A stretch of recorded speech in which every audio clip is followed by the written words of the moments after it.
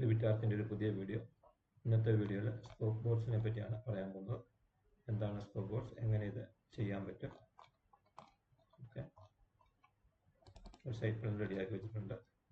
ഇത് ഷീറ്റിലോട്ട് വലിച്ചിട്ടിട്ടുണ്ട്. ഓക്കെ, ഇത് സ്കെയിൽ 1:100 നമ്മൾ 1:50 ഇത് ഈ ഷീറ്റിൽ കൊള്ളത്തില്ല, ഷീറ്റിന് പുറത്തോട്ട് പോകും. ഓക്കെ, അങ്ങനെയുള്ള കേസിലാണ് നമുക്ക് ഇത് സ്കോപ്പ് ബോർഡ്സിൻ്റെ ആവശ്യം വരുന്നത്. ഈ സൈറ്റ് പ്ലാന് ഡ്യൂപ്ലിക്കേറ്റ് അടിച്ച് പാർട്ട് 1 പാർട്ട് 2 ആക്കിയിട്ടുണ്ട്. ഓക്കെ, പാർട്ട് 1 ഇത് ഡിവൈഡ് ചെയ്തിട്ടുണ്ട്. മാച്ച് ലൈൻ കൊടുത്ത് വ്യൂ ഇതിനകത്ത് മാച്ച് ലൈൻ.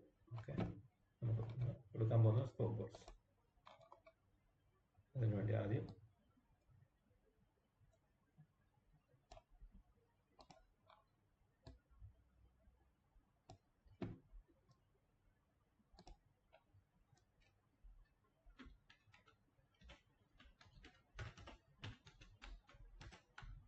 പാർട്ട് 1. ഓക്കെ, എന്നിട്ട് ഇവിടെ വന്നിട്ട് പാർട്ട് 1. ഓക്കെ, വീണ്ടും സൈറ്റ് പ്ലാൻ 2 വന്നിട്ട് view scope boards.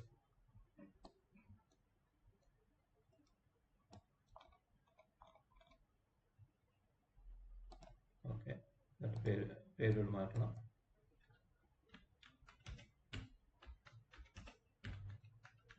Part 2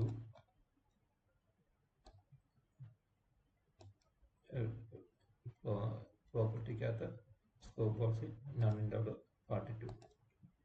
okay, അപ്പം പാർട്ട് 1 പാർട്ട് 2 റെഡിയാക്കിയിട്ടുണ്ട്.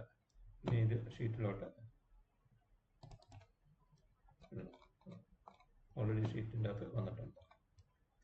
1:50 സ്കെയിലിൽ പാർട്ട് 2, 1:50 1:100 സ്കെയിലിൽ ഇതിനകത്ത്. വലിയ ഷോപ്പിംഗ് മാളൊക്കെ ആണെങ്കിൽ ഇതുപോലുള്ള കുറേ ഷീറ്റ് നമുക്ക് റെഡിയാക്കേണ്ടി വരും. അന്നേരമല്ല സ്കോപ്പ് ബോർഡ്സിൻ്റെ ആവശ്യം വരും. ഇങ്ങനെയാണ് സ്കോപ്പ് ബോർഡ്സ് വെച്ച് ഡ്രോയിങ് റെഡിയാക്കുന്നത്.